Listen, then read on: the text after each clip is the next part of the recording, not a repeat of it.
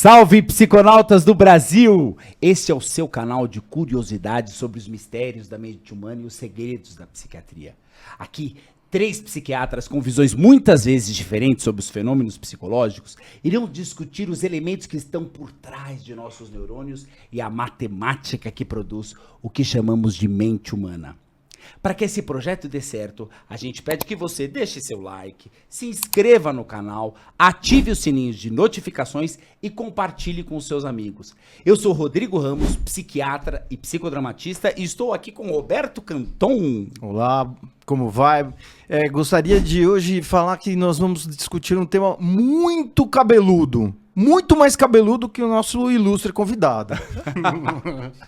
E estou aqui também com o Ricardo Abel. É isso aí, gente. Olha, realmente hoje pode ser um dia muito polêmico aqui na nossa discussão, né? Vamos ver no que vai dar. Pois é. Hoje o tema, como disse o Ricardo, é polêmico e certamente o consenso é difícil. Falaremos da erva, ou melhor, da ganja. Podemos trocar por hemp, Mary Jane, bagulho, beck, marihuana, maconha ou simplesmente cannabis. Na sua opinião, a cannabis deve ser legalizada? A discussão é bastante atual e faz parte da pauta do Supremo Tribunal Federal, que até agora tem 5 votos a favor e 1 contra para descriminalizar o porte aos usuários de maconha. No mundo, o uso recreativo já foi liberado no Uruguai, no Canadá e em alguns estados norte-americanos. A discussão também segue em ritmo acelerado em países como México, Luxemburgo, Nova Zelândia e Colômbia. E no Brasil, o que devemos fazer? Para descobrir sobre esse tema, temos o prazer de receber o Will Sassano, conhecidíssimo Will muito nerd. Quando fala muito tem que frisar, né? Muito nerd. Youtuber do canal 12. Seja bem-vindo, Will. E aí? Eu queria que você começasse contando pra gente um pouquinho a sua história, quem é você, para todo mundo conhecer. Claro, a gente começou, na verdade, o canal 12 porque como um refúgio audiovisual, um refúgio criativo. Porque eu trabalho com audiovisual e sempre tinha aquele negócio, nossa, me informei, quero mudar o mundo. E aí você vai fazer propaganda de sabão em pó, né? E, aí, e era um refúgio criativo. Daí um dos vídeos que a gente fez, um dos projetos que a gente fez, foi um vídeo que viralizou, que era de uma menina que se atrasava pro Enem, não sei o que lá, de que quero viver da arte na praia, não sei o que lá. E viralizou e a gente, vamos fazer alguma coisa com isso. E fizemos o canal 2 e desde então... vai fazer quase, ano que vem faz 10 anos que estamos falando de maconha na internet. Oh, que bacana. E é uma coisa nova, né? Deve ter muito pouco canal que fala de maconha na internet. Não, tem bastante gente que veio antes, só que o problema é você conseguir se manter. Isso é muito difícil, porque é difícil monetizar falar de maconha na internet, né? Eu imagino. Isso é muito difícil, mas tem bastante gente. Mas o YouTube respeita, ele acaba... Então, é difícil monetizar. E a gente já tivemos nossos percalços com o YouTube. Mas hoje tá relativamente ok, assim. Ah, maravilha. Roberto Canton. Eu gostaria de começar fazendo uma pergunta em relação a como você se tornou um defensor da legalização da cannabis. Pode crer. Então, eu nasci em 84. Então, na minha adolescência... Não sei se vocês devem lembrar aquela campanha Drogas Black, tinha a mãozinha, não sei o que lá, né? E aí tinha aquele negócio da menina fritando ovo, esse é o seu cérebro nas drogas, não sei o que lá. E aí, na adolescência, assim, no final do colégio, eu usei a maconha pela primeira vez. E aí deu um negócio que eu, tipo assim, nossa, é mentira, tá ligado? Porque tudo que eles falaram até aquele momento... Eu não virei um nóia, não saí roubando coisa, eu só dormi, foi isso que aconteceu. Desculpa, você tem quantos anos? Hoje eu tenho 40. 40 anos. 40. Quer dizer, era uma época bem difícil, né? Que a gente tinha que viver essa coisa de drogas, tô fora. Então, isso, mais louco que pareça, isso foi importado de uma campanha fracassada dos Estados Unidos, né? Tipo, já fracassou lá, vamos trazer pra cá, que é o DARE, né? E eu acho que a grande falha dessa campanha era botar num patamar meio de igualdade todas as drogas, né? Falar drogas, num plural. Totalmente. Aí uma pessoa vai lá e utiliza cannabis, percebe que não é uma coisa tão avassaladora assim, e acaba também descredenciando todo o resto da campanha, que poderia até ter um fundo útil, né, em termos de saúde pública e prevenção. Mas a coisa fica desmoralizada, como aconteceu com você, né? Você viu que, não, drogas não são assim tão destrutivas, né? Isso é muito curioso, porque no primeiro momento fala assim, drogas são ruins. Mas as pessoas, se experimentarem, elas não vão sentir naquele momento, pode ter uma consequência no futuro, mas naquele momento ela não vai sentir, né? E foi exatamente o que aconteceu comigo, né? Porque, tipo, vocês devem estar mais aptos a dizer que não é pro moleque que tá fumando maconha com 14 anos, né? Sim. E foi isso que aconteceu. Eu tive um uso muito ruim no sentido de... eu acordava, fumava maconha, ia jogar videogame, fumava maconha, tudo. E eu acabava usando de muleta pra fazer um monte de coisa, assim, sabe? E como desculpa pra não fazer um monte de coisa também. E aí... Como você acha que entrou, desculpa, assim, nessa frequência tão grande, assim, nessa intensidade? Coisa de adolescente, né? Porque adolescente parece que é muito tudo. Você gosta muito de uma banda, você quer saber tudo daquela banda. Você gosta muito de um filme, você gosta muito... E tem essa intensidade pra... Você gosta muito de uma menina, você quer a mulher da sua vida. O adolescente, a gente considera na medicina que ele é muito impulsivo. Sim. A região pré-frontal, o córtex pré-frontal que segura um pouco os impulsos, ainda não está totalmente formada. Então ele vai pro hedonismo. Ele é uma figura absolutamente hedonista. O que tiver de prazer, ele vai. E foi exatamente isso que aconteceu, né? E aí, eu lembro que na época a gente terminou o colégio, uma amiga minha foi fazer, uns 2 anos depois de terminar o colégio, uma amiga minha foi morar fora, né? Estudar lá, e eu fiquei pensando, caralho, nesse tempo eu não fiz nada da minha vida, cara. Tipo, eu não tava trabalhando, eu tava fazendo cursinho na época, né? E era um cursinho que eu nem pagava por causa do colégio que eu fazia, que tinha cursinho também. Mas foi basicamente um ano sabático de fazer nada, mas eu não queria. Eu não escolhi ter um ano sabático. Foi um ano que não, tipo assim, não serviu pra nada só porque não serviu pra nada. E aí me deu um negócio assim, caralho, não fiz nada da minha vida. Daí eu parei de fumar, fiquei, sei lá, quase 5 anos sem. E aí, depois, mais velho, saí da casa dos meus pais, pagando minhas contas, do meu próprio dinheiro. Aí eu passei a ter uma relação um pouco melhor com a maconha, principalmente no meio do audiovisual, né? No audiovisual é muito comum, você termina uma gravação, vou fumar aí. Sim. E aí, tipo, fumei uma vez, foi de boa. Principalmente pra mim, assim, o que me fez voltar de vez a maconha foi o uso analgésico, né? Porque, principalmente quando você tem uma diária que é muito pesada, carregar muita coisa, fica o corpo doendo. Daí eu fumo vou dormir, nossa, parece um santo remédio mesmo, que eu acordo no outro dia 0 bala, assim, né? Pra mim, essa foi a coisa que mais me trouxe de volta a maconha. E aí, a questão de como eu virei um defensor foi também uma outra reflexão que na faculdade... Aí faculdade o ambiente de faculdade é um ambiente de droga, faculdade de cinema você fez? Eu fiz audiovisual. Eu tava conversando com um amigo, né, falando, porque a gente morava basicamente no mesmo bairro, assim, né, a gente fazia a mesma faculdade, trabalhava na mesma coisa, e ele falou que, tipo, já tinha levado uns 50 enquadros na vida, um amigo preto. Caramba! E eu nunca levei um enquadro. Eu falei, alguma coisa está errada, né? Daí a gente começou a trocar ideia, daí eu falei, caralho, não é que tá meio errado, tá errado pra caralho, tá muito errado. E aí isso Quer dizer, ele era preto, isso que é... E tipo, como eu falei, a gente morava no mesmo bairro, fazia a mesma faculdade, trabalhava fazendo basicamente a mesma coisa. E eu nunca tomei enquadro e ele... Sim. Tinha tomado uns 50 lá. Eu não sei se você viu no STF um dos votos do Alexandre de Moraes que falava exatamente sobre isso, né? Você viu isso? Sim. O negro não alfabetizado pode ser, na verdade, considerado como traficante uma quantidade muito menor se for perante o branco nível universitário, né? Então, o que a gente traz aí com total clareza esse preconceito, né, que o próprio juiz, quando estiver julgando, né, o porte, ele acaba fazendo, né? Sim. Tem um filme muito legal na Netflix chamado Baseado em Fatos Raciais, que vai mostrando a ligação, todo o preconceito que envolveu a maconha e que estava ligado aos negros e aos mexicanos.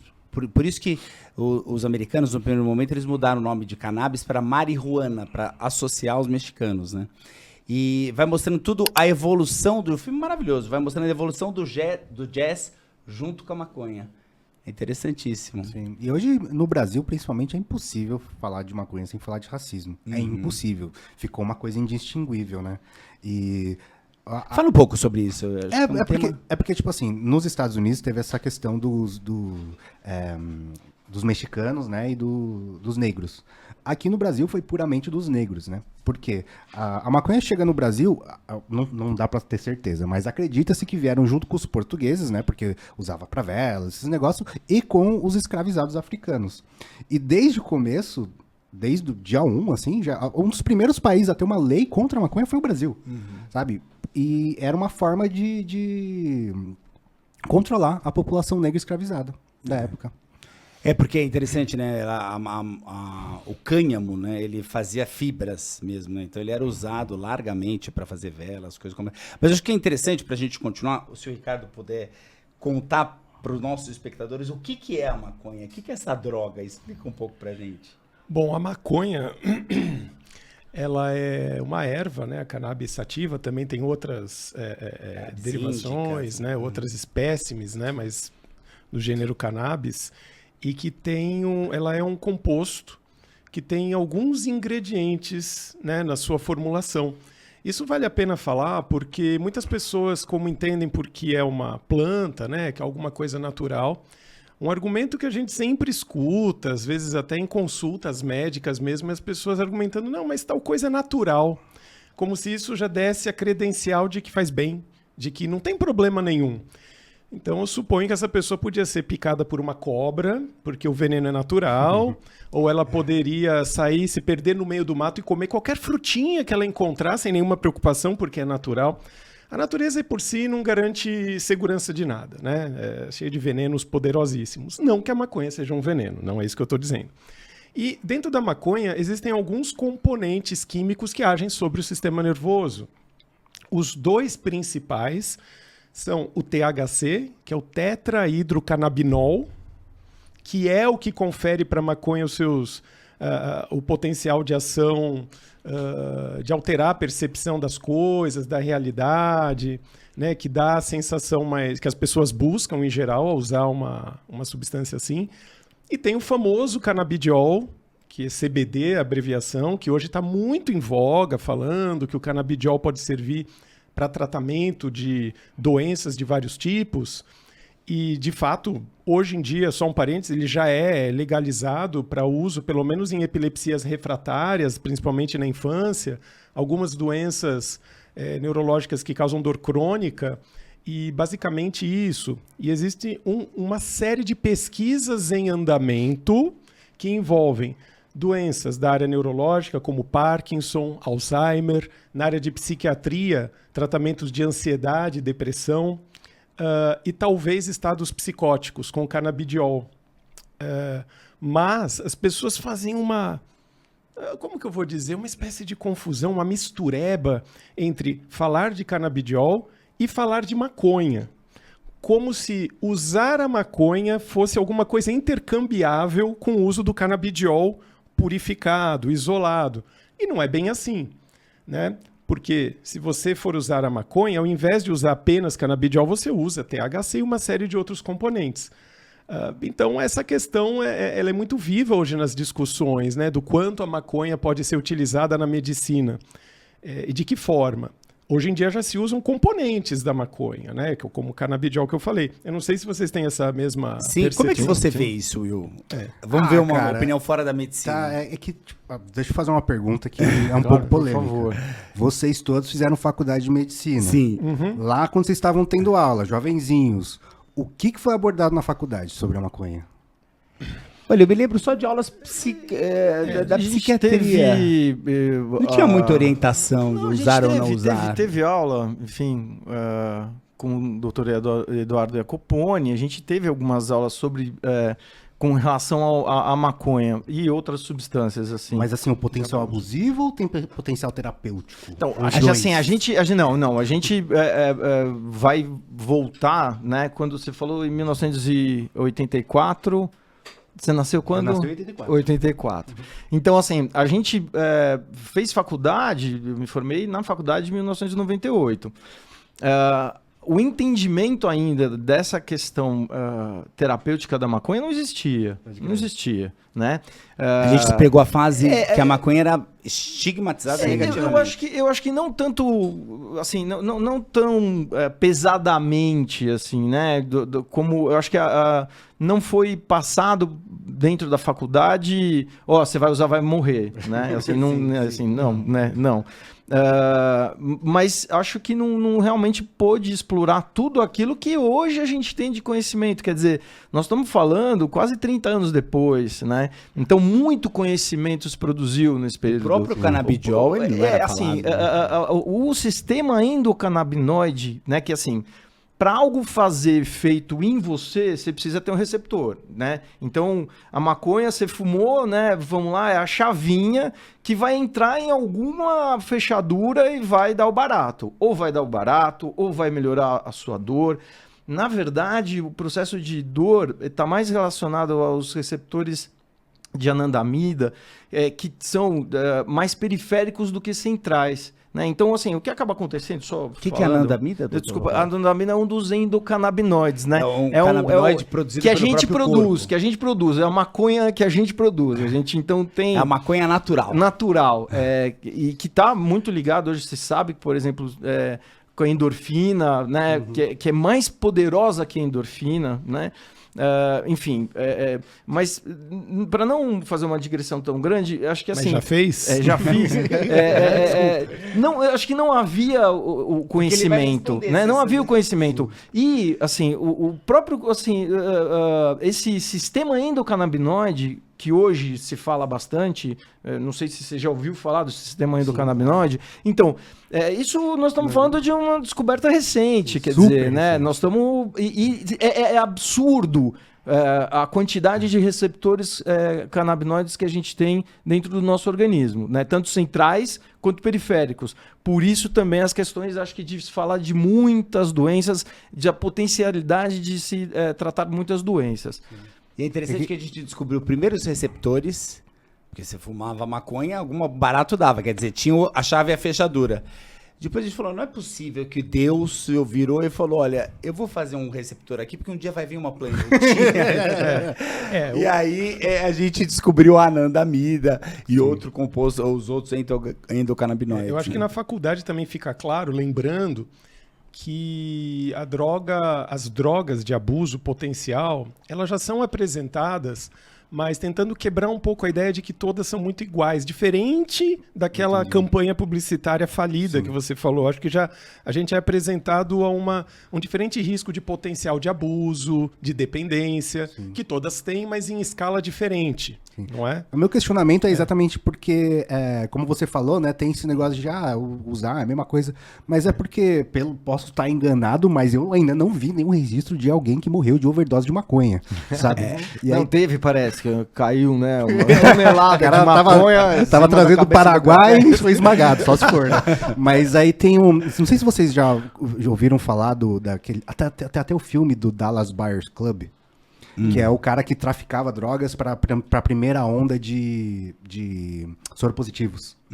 E um dos tratamentos era maconha, e dose cavalares de maconha, né? E aí era aquele caso, eu tô sofrendo pra caramba aqui, nenhum remédio, não existe nada que me alivia, eu vou usar uma dose cavalar e foda-se, né? E aí qual que é a grande coisa? Como ninguém nunca morreu, o potencial danoso é menor do que o benefício que eu posso ter, pra mim, foda-se, velho. Usa o que for pra usar, sabe? Mas você sabe que tem uma coisa interessante, rapidinho, do ponto de vista cardiovascular, tem relato de morte súbita depois do consumo de maconha.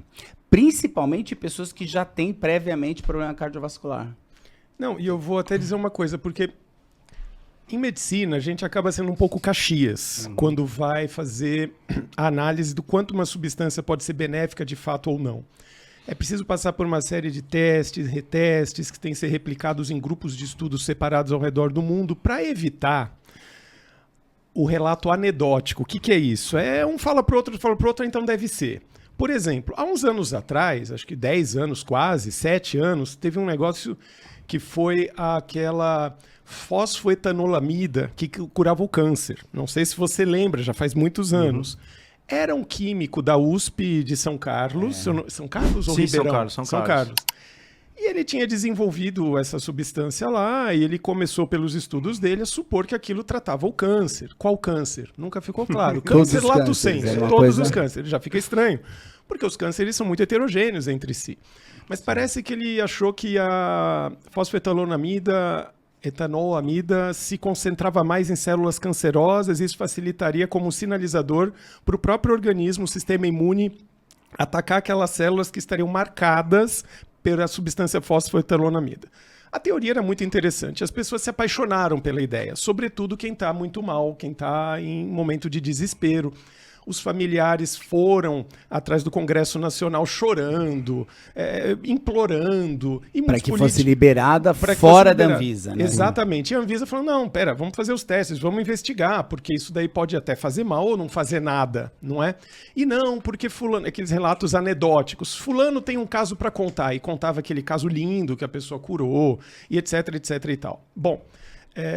acabou que foi liberado em caráter de urgência, muita gente começou a usar, muita gente começou também depois a passar mal, a ter efeitos colaterais, a não ter efeito nenhum, até que depois foi-se estudado a fundo e não tinha efeito de cura do câncer. Bom, fechada essa minha digressão, isso sim foi uma digressão, você não sabe fazer boas digressões. Tentava. Digressão é assim, é uma viagem. Então agora retomando... Eu fico só com um receio de muitos relatos anedóticos sobre a maconha cura, a maconha é boa, nossa, porque eu tomei, daí deu isso, melhorou, curou a unha encravada, o câncer cerebral e tudo. Quando uma coisa serve pra tudo, eu desconfio. É que uma coisa, outra coisa. Uma coisa é você falar realmente, a maconha é a melhor coisa do universo, vai lá usar pra tudo. Isso é uma coisa que... É um exagero. Vamos ter calma nós, não é bem assim também, né? Mas o grande problema... como você falou, né? Tipo, se fosse para fazer um medicamento, com a dosagem certa, na farmácia, tudo certinho, você precisa de uma pesquisa que, sinceramente, nenhuma indústria vai querer bancar. Porque você vai precisar de muito tempo, você vai precisar de muita gente, você vai precisar de... a maconha ainda tem o que a gente chama de strains, né? Cepas, que podem ter efeitos diferentes. Você vai ter que fazer com todos os tipos, e ainda pela questão biopsicossocial, né? Você vai... são muitos fatores que ninguém vai querer bancar. Cara... E por um negócio que é só você botar uma sementinha na terra, né? E aí vocês conhecem o caso de... como chama? Uma cidadezinha no interior do Rio Grande do Norte que a população plantava maconha sem saber que era maconha? Não. A Cruzeta, a cidade chama Cruzeta. E é uma cidadezinha típica interiorana e tinha os veinhos que todo veinho tinha no quintal um pé de maconha. E eles chamavam de outro nome, não sabia que era maconha. Aquela plantinha e usava indiscriminadamente. Tipo, fazia chazinho, não sei o que lá. E a equivalência que eu faço é o boldo. Você vai ter que regulamentar o boldo pros velhos usar o boldo? Não tem, né? Olha, um parêntese só que ele falou o negócio, nenhuma empresa vai se interessar tal.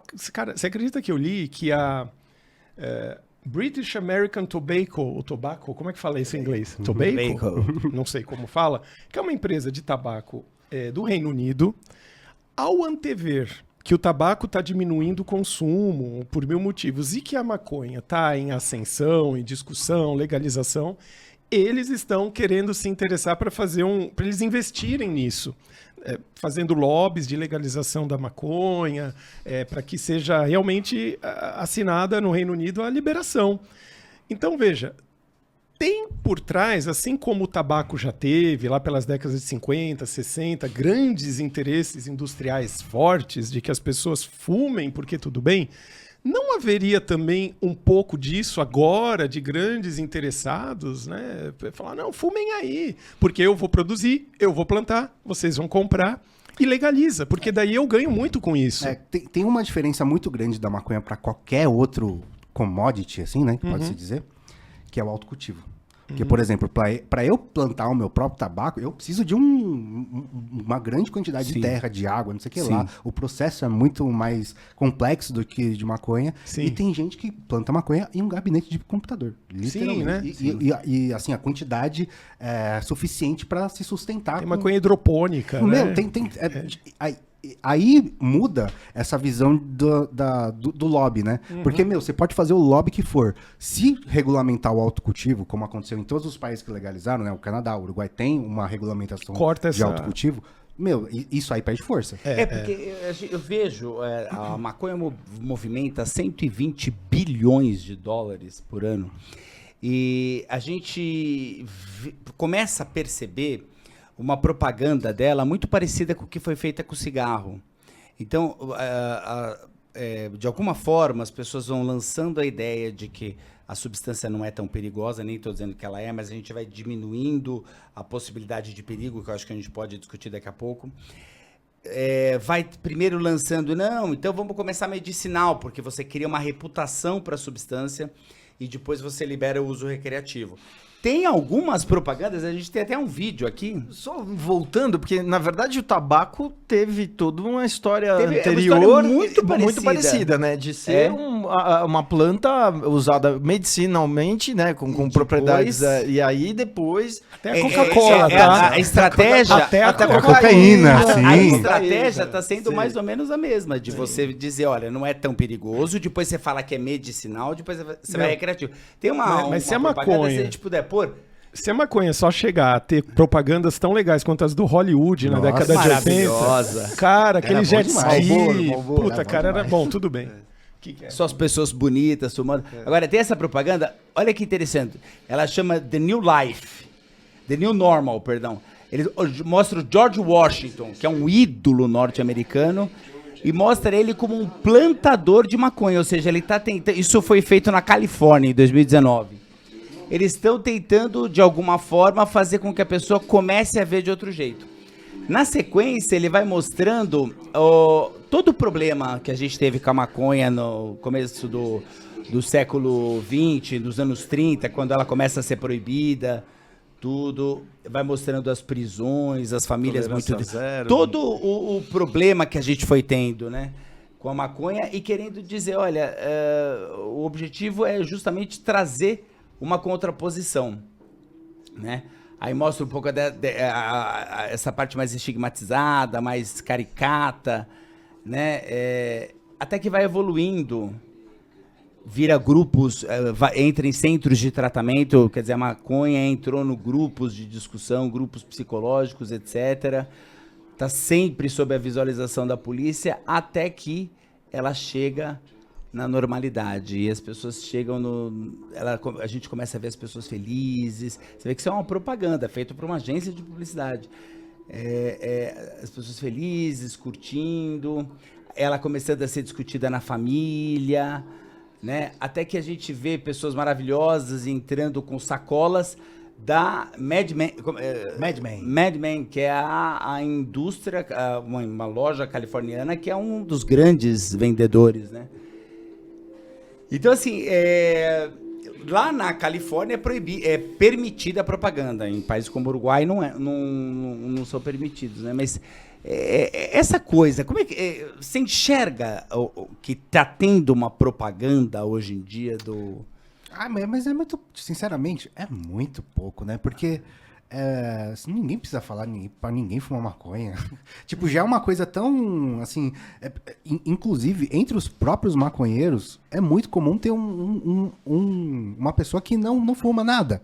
Sim. Ninguém vai ficar, fuma aí, você é chato pra caralho. Sim. É muito difícil. E a gente, no canal, faz o Sober October, né? Que fica outubro inteiro sem fumar. Tem esse... Tem essa brisa, né? E aí, algumas pessoas... Aí tem a síndrome de abstinência. Né? Que, na verdade, a síndrome de abstinência é muito mais pelo hábito, né? De você estar no ambiente que você costuma fumar, fazendo as coisas que você costuma fazer fumando, e você, caralho, tá faltando alguma coisa aqui. Mas isso dura uma semana, 2 no máximo, depois passa. Mas é muito mais difícil o álcool. Porque você vai num boteco, trombar a galera, aí tem o cara, você não vai beber? Chato pra caralho, você tá coxinha aí, tá ligado? E aí, por isso que eu acho que a maconha não precisa de propaganda, sabe? Já tem uma coisa assim dos próprios maconheiros de cara, quem quiser fuma, quem não quiser não fuma, meio que foda-se. A indústria, não sei se você percebeu, nessa propaganda quase não tem, acho que não tem ninguém fumando. Literalmente exatamente, fumando, assim, né? Porque é uma coisa que, tipo, é até meio... Acho que talvez a gente já teve tanta propaganda negativa que é feio falar, né? Fumam aí, né? Você não quer ser aquela pessoa que tava na propaganda que oferece a droga pro amigo, talvez, né? Já teve tanta propaganda negativa. E é gozado que hoje, antigamente ofereciam. Hoje as pessoas falam, eu não vou levar ninguém a usar drogas. Teve uma consciência social, né? Tipo, eu não vou levar. Se quiser, ok, mas... Uma coisa que eu vi sobre o Canadá, né? Com a legalização que aconteceu lá, eles se preocuparam simultaneamente em legalizar, mas não confundir isso com incentivar. Né? Eles fizeram simultaneamente campanhas de conscientização, como se faz também com álcool, com o próprio tabaco, de que, olha, isso daqui tá bom, tá legalizado. Mas não quer dizer que todo mundo tem que usar, que pode fazer um certo mal em certas circunstâncias específicas. A gente pode discutir daqui a pouco que circunstâncias específicas são essas que a maconha pode fazer mal. Mas o Canadá, eu acho que eu tenho a impressão que ele foi muito mais rígido que os outros países. Mas, então, na mesma lida minha sobre esse assunto, fizeram uma pesquisa da percepção da população sobre essas medidas governamentais de campanhas contra, e um percentual alto não tinha contato com essas informações. Então era muito mais um plano teórico, um plano de ação teórico de, não, beleza, a gente libera, tal, mas ao mesmo tempo faz uma campanha de conscientização. Tudo isso é muito interessante, eu acho que ele é muito bom até, mas na prática isso não teve uma penetração tão grande. Até porque tinha uma coisa assim, demorou 25 anos para fazer, e você podia até 30 gramas de maconha. Se você fosse pego com mais 5 anos de cadeia, se você fosse pego com vendendo 14 anos de cadeia, se você trocar, você podia dar para alguém, você não pode vender. Então eles foram pondo uma série de coisas que, por exemplo, a gente não vê no Uruguai. O Uruguai já não fez isso. Mas o Uruguai, o próprio país, né, ele é estadificado, né, está estatizado a produção, né, de maconha. Então, Canadá, o Estado tem uma regulamentação muito grande. O Estado no Canadá, eu acho que não. Não, acho que é particularizado. É misto. É misto. A loja é estatal, a produção é particular. Tá. É privada. Porque tem outra coisa que eles reclamam muito no Canadá é que as lojas são muito longe. É mais Então entrega. continua o tráfico. É mais entrega. Tem, tipo, a maior parte compra na internet. Ainda mais tem a questão do clima lá, né? Que é frio o tempo todo. Daí, todo mundo que eu conheço no Canadá que fuma, compra pela internet. Tem uma coisa que queriam derrubar, que é um dos argumentos fortes que muita gente pega, né? Não, se legalizar a maconha, o tráfico vai cair, vai quebrar. E não foi exatamente isso que aconteceu lá, porque a maconha legalizada é mais cara, porque ela tem impostos. A maconha legalizada tem lugares específicos para você buscar. Já aquele cara que te fornece tá lá do lado, há anos, às vezes, às vezes não compensa, porque você está acostumado com o produto dele, o preço é mais ok e tá ali. Sim. Então não houve uma queda tão grande, né? Todos os lugares que legalizaram ainda continua tendo mercado ilegal. O que você muda é o caráter desse mercado ilegal, né? Então, por exemplo, no Canadá não tem uma organização criminosa armada como o PCC, o Comando Vermelho. Você acha que diminuiria a atuação do PCC se a gente legalizar essa maconha? Muda o caráter, né? Por quê? Tipo assim, você pode falar, não vai acabar o PCC. Eu também acho que não vai acabar o PCC, mas eles vão tomar um capote. Vai ser um golpe forte. Até porque não é só maconha, a Exatamente, mercadoria deles, né? tem várias outras coisas aí. Mas a maconha é, de longe, a droga mais utilizada. Sim, mas por exemplo, ó, eu fui pra Amsterdã, né? E aí eu fumei a maconha do coffee shop e eu fumei a maconha ilegal lá. O que acontece lá por exemplo, o cara que tava vendendo ilegalmente era um mano jamaicano, que ele tem uma malinha com todos os negócios dele, que vai até a sua casa, e aí, tudo bem, tudo certo, fumar um com você, isso aqui é tanto, isso aqui é tanto, mas tchau, e acabou, tá ligado? E o fato dele, a maconha que ele vende, ele planta meio que legal / ilegalmente, né? Ele mesmo planta. Então ele não depende de um fornecedor do Paraguai que vai ter que defender território, que vai ter que pagar, corromper a polícia. Não depende nada disso, sabe? Sim. E por isso Outra que eu falo realidade, muda o né? caráter. No Canadá, a mesma coisa, né? Tem um distrito lá, que é o British Columbia, que é o distrito mais maconheiro, assim, do Canadá, né? Que a brincadeira é que você chega lá, você já sente cheiro de maconha chegando no bairro, assim. Sim. E lógico que eles não pararam de plantar. Estão plantando até hoje. Eles plantavam ilegalmente, legalizou, eles plantam muito mais do que pode e continuam vendendo. A diferença é que antes eles tinham que dependia de tráfico de semente, de um monte de coisa, de ter uma pessoa para garantir a segurança, de que não ia ter blitz. E hoje não precisa mais. É basicamente isso.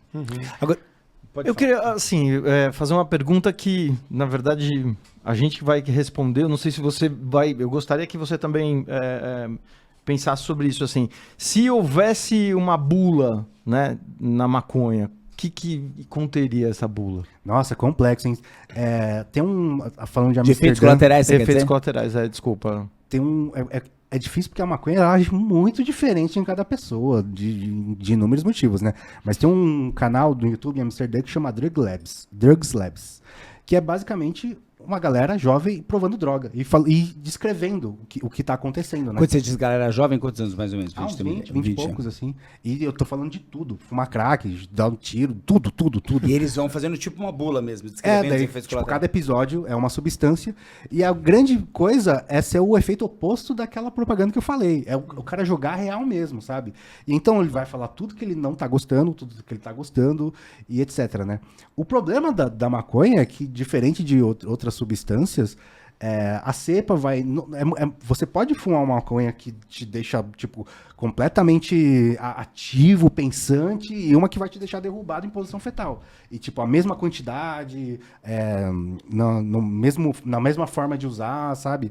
E isso é muito complexo, mas eu acho que o que dá pra fazer é como faz com bulas de outros remédios normais, né? Tipo, você ter a média e os extremos, né? Sim. Agora, o que incomoda, eu já vou por um pouco de polêmica, né?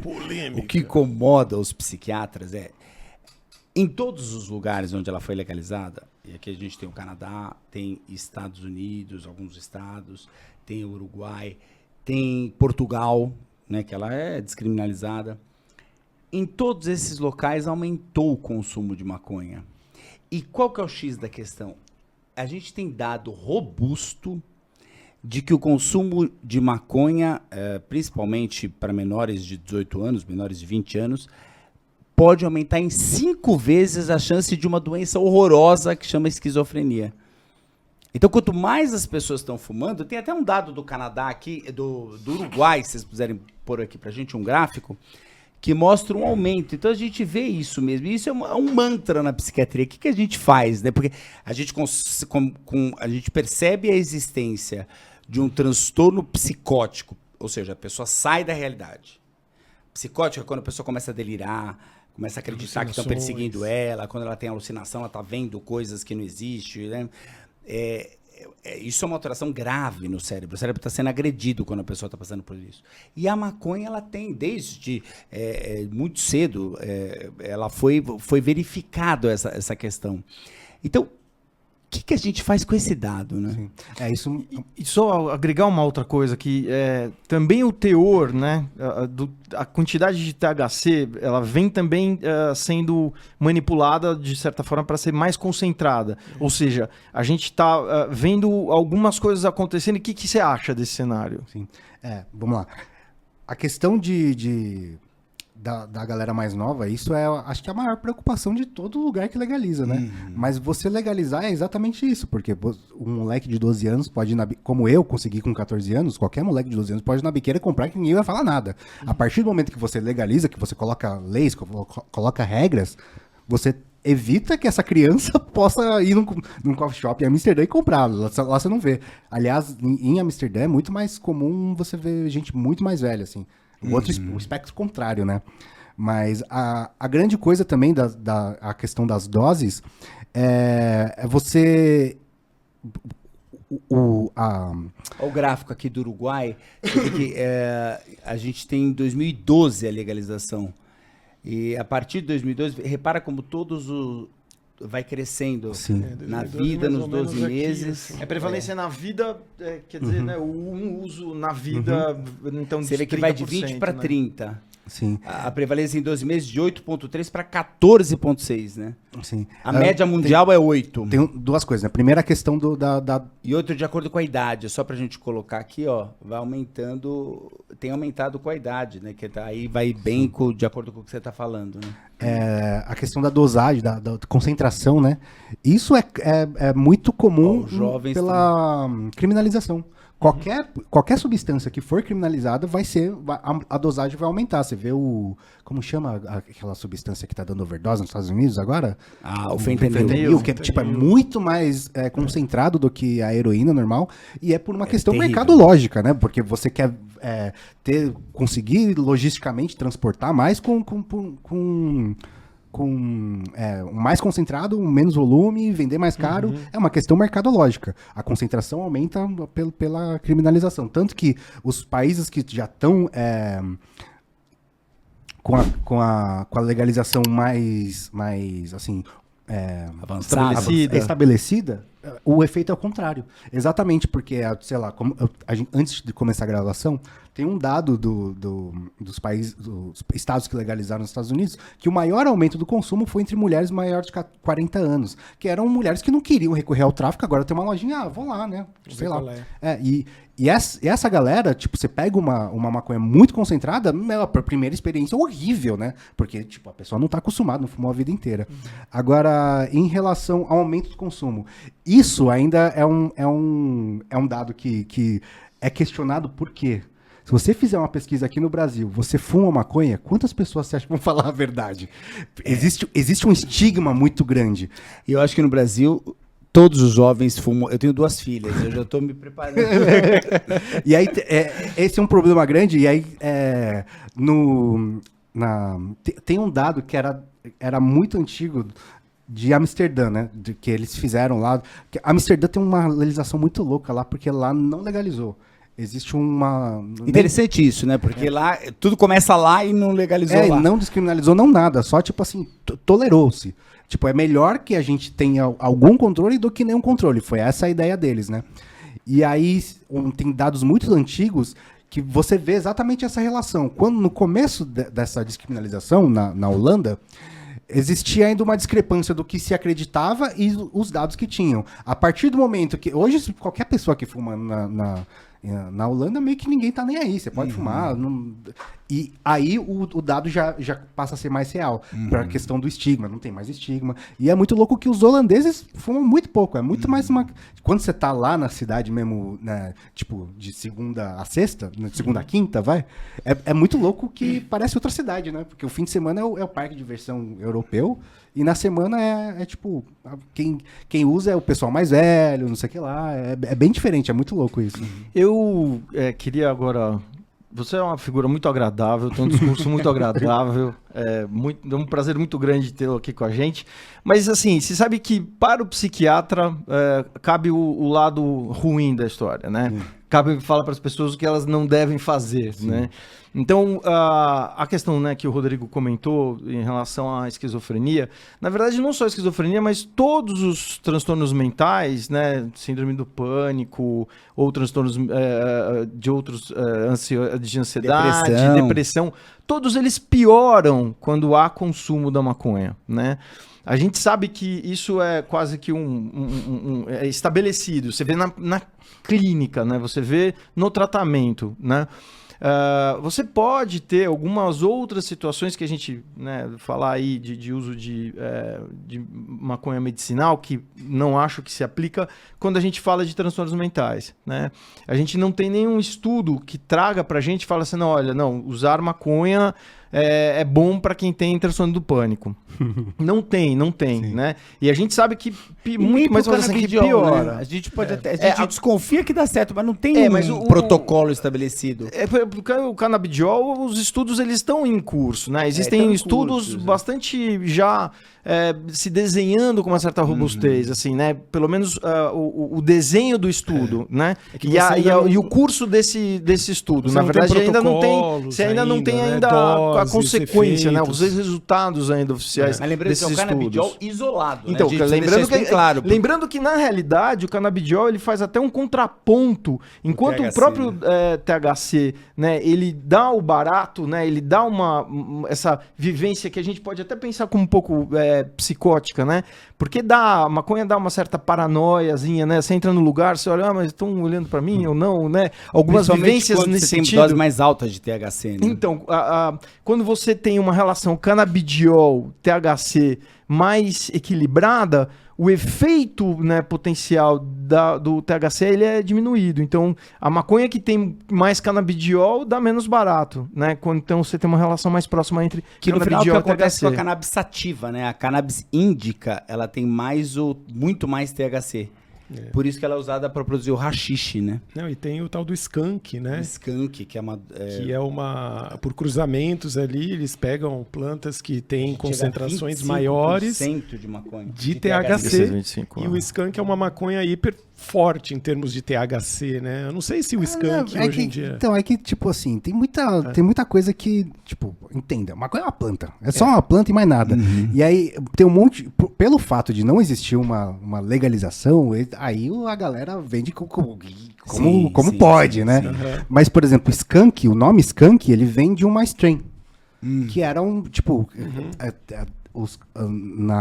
Antigamente, até hoje se faz, né? Mas antigamente, quando começou-se a cultura canábica comercial, que foi muito californiana, né? Sim. Que foram as Cannabis Cup, não sei o que lá. Daí você tem que ter a melhor maconha. Por quê? Porque ele vai vender mais, né? É meio que isso. E o skunk foi uma dessas, que ganhou Cannabis Cup, não sei o que lá. Mas é só uma cruza. E aqui no Brasil virou sinônimo de maconha forte. Então, às vezes, você pode ter qualquer maconha que não necessariamente é dessa cepa, skunk, mas ele chama de skunk porque sim, só pra falar, a maconha é muito forte. Mas tem muitos mitos, assim, de, por exemplo, você falar, isso aqui tem 20, ela é predominantemente sativa, predominantemente índica.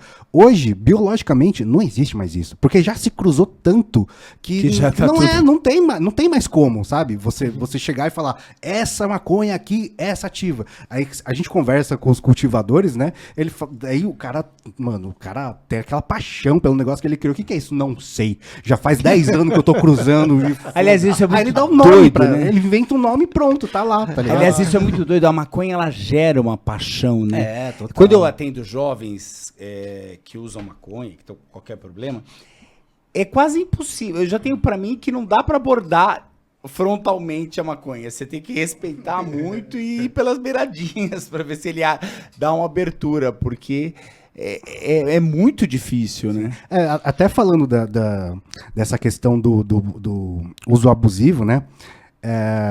Um grande problema do estigma da maconha é você não conseguir informar. Porque, mano, eu converso muito com galera nova mesmo, né? Que, tipo assim, primeiro, não conversa com os pais. Isso já fudeu, né? Porque se você não conversar com sua família, você vai conversar com quem? E aí depois... Conversar abertamente. Né? Abertamente, Maconha, exatamente. Porque a pessoa vai fumar na rua, tomar tapa na cara de polícia e se envolver em todos esses riscos. Aliás, isso é muito importante o que você está dizendo, né? É muito melhor fumar Nossa, dentro mas muito melhor, né? É bom os pais saberem disso. E até pelo aspecto que eu falei do biopsicossocial, né? Que você tá lá, mano, a chance de você ter uma paranoia, tipo, procurando uma sirene passando na rua é muito maior, né? Mas Até porque pode ter mesmo, né? Sim. E a gente recebe muita gente trocando ideia, assim, falando que eu tava com uma tosse, eu vou no médico, eu não quero falar que eu fumo maconha. Cara, se você não falar pro médico, você fala pra quem, sabe? E o estigma prejudica muito isso, né? Porque quem vai falar pra essa pessoa, mano, será que você deveria estar usando essa quantidade? Ninguém vai falar pra ele. Fica muito mais difícil a abordagem se você não tem um papo, assim, reto, né? Um papo aberto. Mas eu acho que é muito importante trabalhar bastante a conscientização, né? Que há um risco de você, então... Eu falo pra minha filha, você falou de filhas, né? Falo pra minha filha, você pode fumar maconha depois dos seus 25 anos de idade. Quando seu cérebro estiver formado, frontalização estiver feita, assim, você tá bom, aí você vai poder. Nossa, mas é difícil demais, né? Mas vai ser assim. Mas vai ser Isso assim. eu quero emendar isso porque você descreveu que você começou a fumar com 14 anos. Sim. E você teve uma paralisia na vida. Você fumou bastante. Ficou 5 anos sem, foi isso que eu entendi? É que, tipo assim, na época, existe a coisa também que, tipo, você ir buscar maconha na biqueira é uma merda. Ninguém gosta. Absolutamente ninguém gosta, assim, sabe? E aí foi todas essas coisas de falar, nossa, cara, que moleque de tudo, e na biqueira, que coisa chata, né? Falei, não quero mais, não. Daí foi tipo, hoje tudo não precisa isso. mais de biqueira, né? Hoje o amiguinho... Hoje tem delivery, hoje tem mais um monte de coisa, né? Mas foi todos uns aspectos que, tipo, nesse momento a maconha não tá fazendo sentido na minha vida. Mas que teve uma consequência, quer dizer, o consumo nessa época houve você deu uma bugada, vamos dizer assim. Então, é muito questionável isso, né? Porque é muito fácil botar a culpa na maconha. Falar, foi por causa da maconha. Não, porque a maconha, ela é descrita uma coisa chamada síndrome amotivacional. que a pessoa perde a motivação, perde a ambição, vai perdendo a energia de fazer as coisas, vai perdendo a capacidade de concentração e vai prejudicando ela como um todo.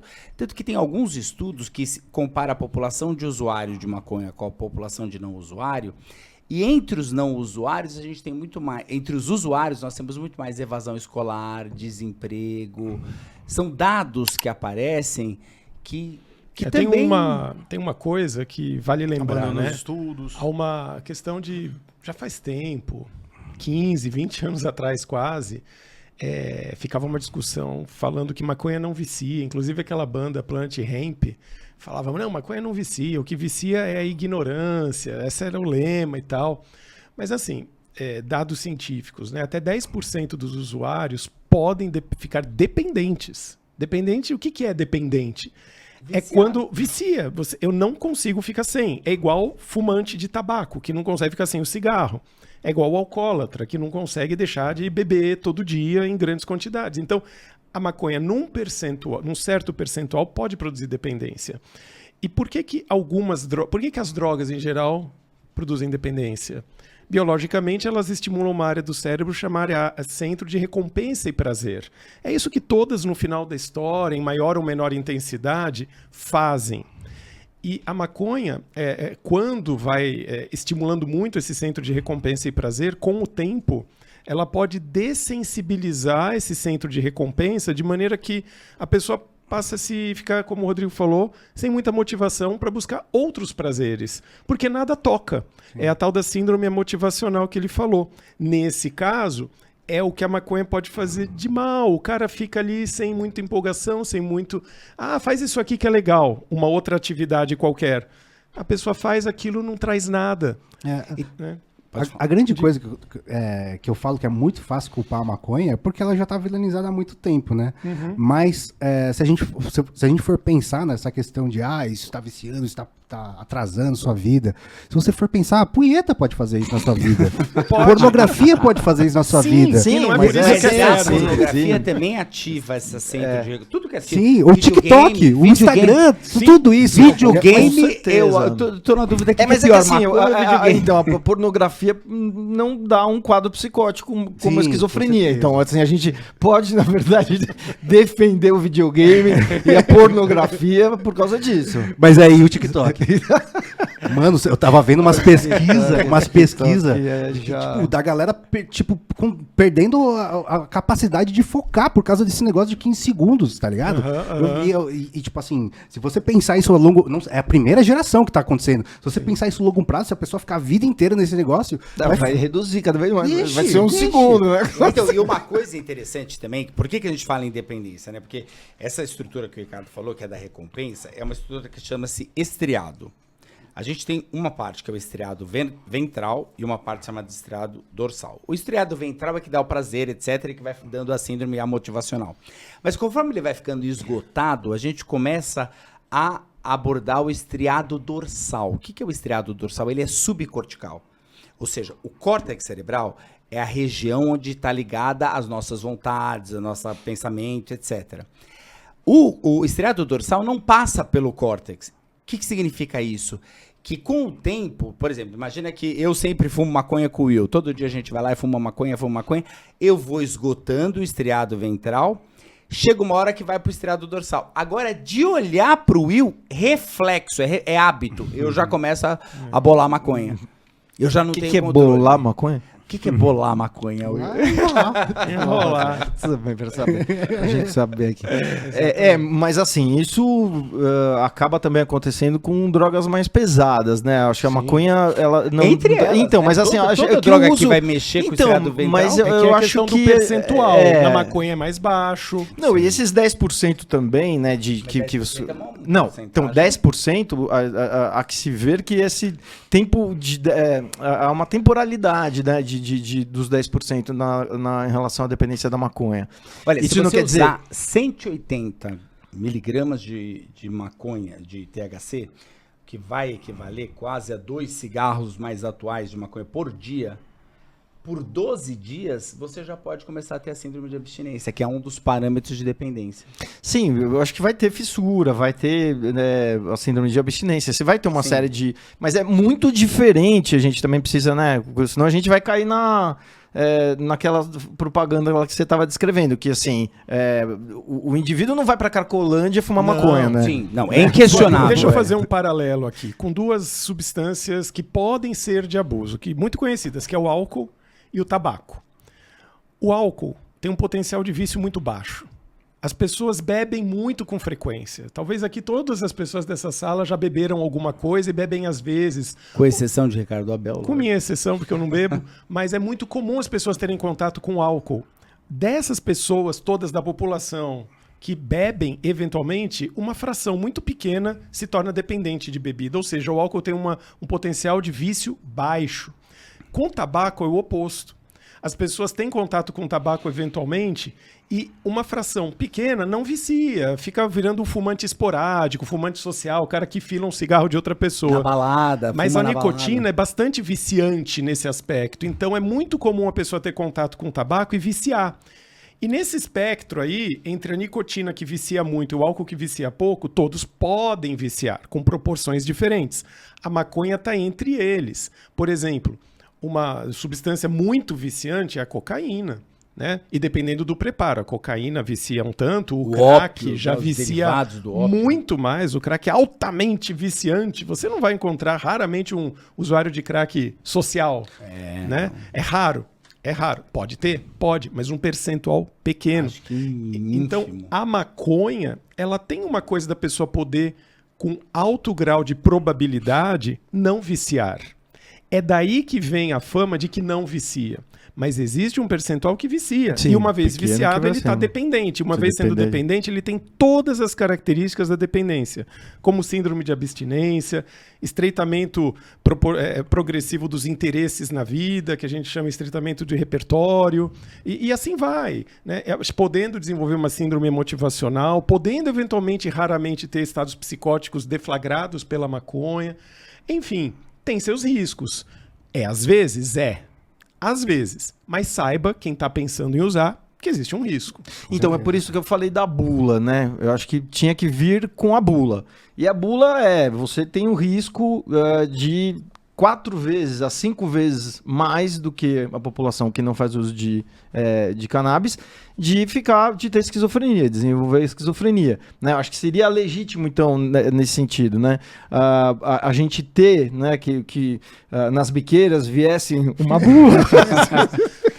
Essa uma bula, né? O tabaco, eu acho que passaria numa legalização um pico de, liberou, beleza, a galera ia usar, mas com o passar dos anos, das décadas, Tudo tiver talvez errado, aí a gente... Eu acho que assim, pra realidade, agora só uma fala bem curta. Falei. Não, mentira. Só uma fala curta. Fala bem curta, que é o bem seguinte, eu temo muito pela legalização, né? Porque eu acho que a gente não tem uma coisa fundamental nesse país que é educação, né?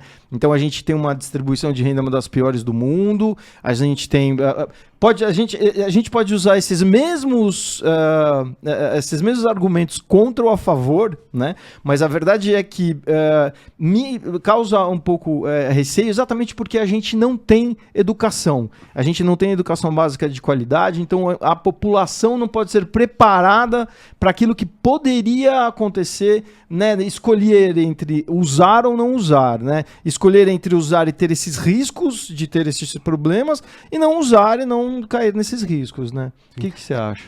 Eu inverto a questão. Você acha que o Brasil não está pronto para legalizar? Eu acho que o Brasil não está pronto para proibir, cara. Porque, se você for pensar, o lugar que o Estado mais tem controle de tudo, controla tudo, até a liberdade do sujeito, é a cadeia. E tem maconha lá dentro, cara. Sim. Não só Bastante maconha, né? E não só maconha, né? Então, o Estado não está pronto para proibir. Não tem capacidade logística, capacidade política para proibir. Já está mais claro, tanto que eu, moleque de Osasco, 14 anos, consegui numa biqueira comprar uma maconha, sabe? Isso é tipo Por assim, anos. Por anos, por muito tempo, assim, eu consegui comprar. E você diz a questão de que a gente não consegue educar. E a gente já tem uma substância com potencial, assim, nocivo, muito grande, que é o álcool, que, além de tudo, é glamourizado socialmente, sabe? Tipo, você tem música beber, cair e levantar, cara. Tipo, ó que da hora, vamos beber até cair, vou vomitar, vou levantar e vou de novo, sabe? E é engraçado, você não tem uma música falando vou ficar maconha de posição fetal, e não tem, sabe? não tem esse glamour, não é tão da hora assim, né? Tem uma ou outra que... Né, que alguns raps que falam de maconha. Então, sabe o que é muito louco, cara? Tipo, se você olhar uma visão superficial do rap, tem alguma coisinha, mas quando você olha mais, assim, como posso dizer... tipo, se aprofunda naquilo, meu, o rap é a educação sobre drogas de muita gente da periferia, cara, mas muita gente, porque, por exemplo, Sabotage fala sobre cocaína, que ele foi usuário de cocaína há muito tempo, e ele mesmo fez uma reflexão e colocou numa música, sabe? E tipo assim, a pessoa não ouviu do pai, a pessoa não ouviu da mãe, não ouviu do Sabotage, sabe? Isso tem um peso muito maior. E aí, tipo... quando a gente vê o homem na estrada, você fala, nossa, o cara tá lá na vida louca, mas não, é uma crônica, é uma história, sabe? Quando você se aprofunda nessa questão, você fala, não, calma, não é só isso. A glamourizar é mais a galera recente, né, do trap aí. Aquela música do Gabriel Pensador, Maresia, Então, olha só, essa música, sai uma versão nova agora, né? Assim, E, tipo, ele não fala que é da hora fumar. Se você pegar a letra, ele é uma crônica, ele descreve, tipo, um índio que veio, tipo, trouxe a maconha e todo mundo achou legal e encheram de porrada e mataram ele. Essa é a crônica do negócio, né? É muito doido, né? Como é que você imagina, Will, a legalização no Brasil? Que modelo a gente seguiria? O Uruguai? A gente teria farmácias que venderiam? Ou shops? O que você... É muito difícil, né? Porque o Brasil, tipo assim... Eu acho que não dá pra fazer paralelo com nenhuma experiência de legalização, nenhuma. Porque o mais próximo da gente é o Uruguai, mas, meu, a realidade o país é minúsculo. O salário mínimo é muito mais... É muito diferente, não tem como. Mas a primeira coisa que eu acho é que tem que ter uma maconha acessível. Porque, tipo, tem moleque hoje comprando maconha de R$2 e enquanto não tiver uma maconha de R$2, ele vai comprar da biqueira, vai continuar comprando da biqueira. E vai ter que ter o autocultivo. Isso é necessário no Brasil, assim, sabe? Então é importantíssimo que tenha o autocultivo, assim, pra gente conseguir, na lei tem que estar... É o passo 1, eu acho. É o passo 1, ter o autocultivo. E... Aliás, é interessante isso que você falou, né? Porque quanto mais, se você aumenta 10% o preço da maconha, você já cai o consumo demais.